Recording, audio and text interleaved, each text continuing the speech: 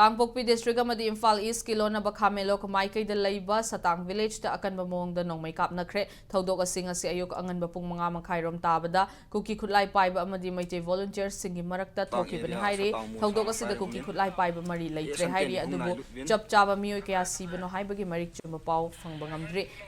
loinana maitei volunteer ahom anongmay maruna panbadagi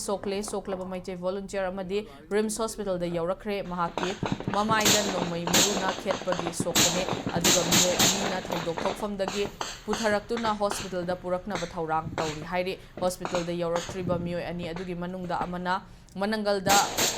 amana makhongda nongmai maruna panbani hairi ayuk anganbadagi haukiba nongmai kapnabagi thodok adu pung 8 rom taba fawba kapnaki hairi loinana haujiksu nakalanigi marakta khuthoknari makhatana kuki khutlai paiba singi maikaida Chawna misi mina yauramba yai haina pawgi likhunabana hairi panbayabadi mamang chahigi Jun tara marida Khamenlok ta kuki militant singna ambush tawduna maite volunteer mapan hatpada natana mioi tara henbana asokapan nangbagi thodok laikhrabani